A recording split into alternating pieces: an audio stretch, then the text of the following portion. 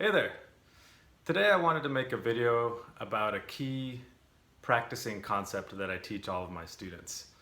As with any concept, I think it's a great idea to have examples to work off of.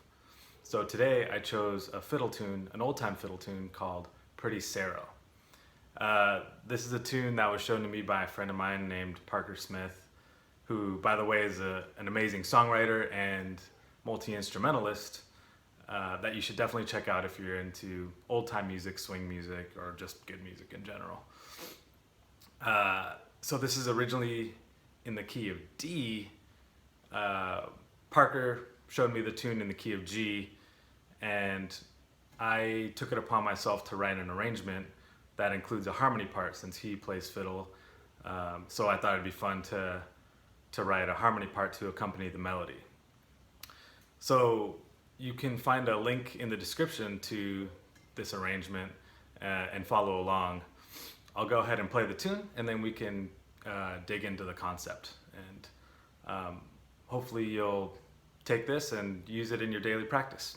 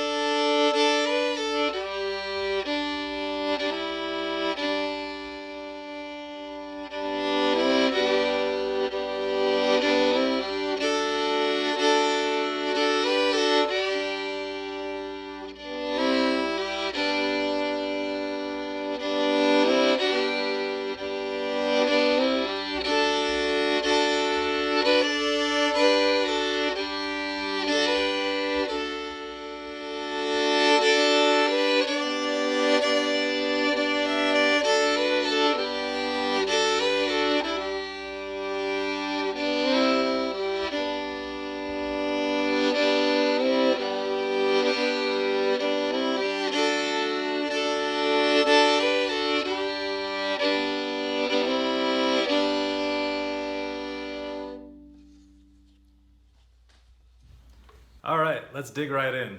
So the concept today is knowledge versus execution. Knowledge being just having a thorough understanding of what you're going to be doing. And then the execution is the muscle memory that you're going to build so that you can play it correctly and consistently over and over. So let's start with the knowledge. I think the chords in this tune are a great way to practice this concept. And what I want to do is start with one of the double stops that actually require two fingers.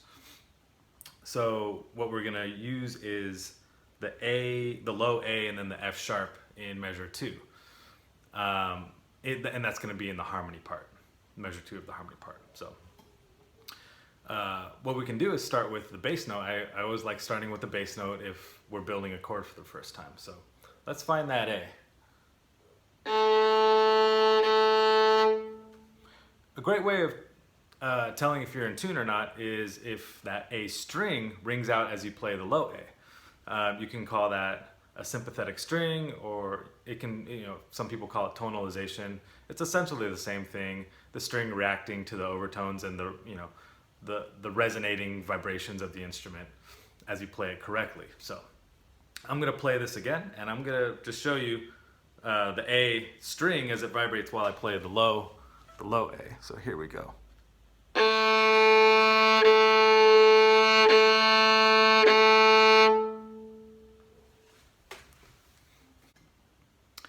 So as you can see, the A string is reacting to you playing that low A in tune. You can see and hear it, so that's kind of cool.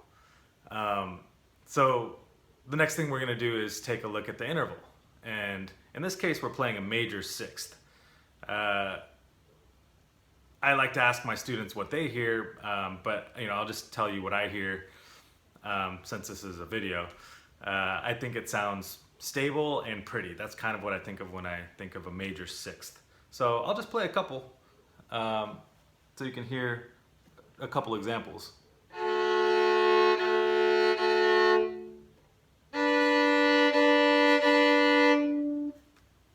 And then why don't we play fifths?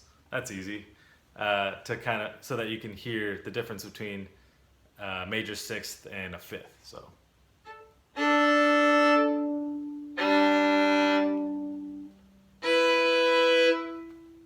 Right? Major sixth now. Fifth.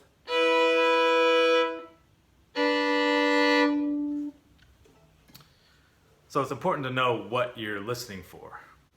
One more aspect of this that we can drop into the knowledge column is our fingers in relation to each other. So in this case, in the major sixth, and with all major sixths, your fingers are going to be a whole step apart. So we have the low A again, and then our F sharp. And as you can see, we have that whole step. So we have a bit of a reference point there. All right, so the next phase of our practice session is going to be the execution. And this is important to make sure that we could play it not only correctly, but consistently. So when you're first looking for or building your chord, there might be a bit of guesswork on the part of your fingers. You might be moving them around. And that's okay. Just make sure that when you do find the chord, when it locks in with that major sixth sound, keep your fingers there and take a moment to really think about the way it feels in your hand and also the way that it sounds. Don't be in a rush to take your hands off the fiddle.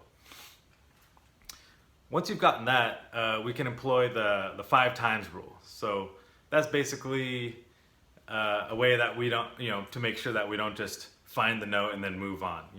We want to be able to play it 5 times in a row before we move on, at least. So what we're going to do here is alternate the chord with the with open strings. It's easy. So.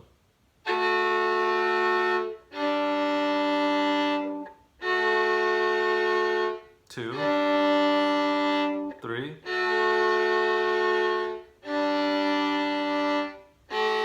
Oops. All right. So we messed up.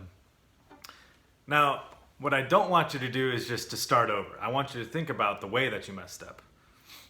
In my case, the F sharp was way too high. So I want you to think about it. Think about what you messed up on, and then start over with a goal in mind. Okay, I'm going to shoot a little bit lower. So it's my wish that you take this concept and apply it to your everyday practice. The goal for all of our practice sessions should be to be as thoughtful as possible. So just to recap, you've got your knowledge, you want to know exactly what you're going to do, and then reinforce that with plenty of correct repetitions. Hope you enjoyed the video, and happy practicing.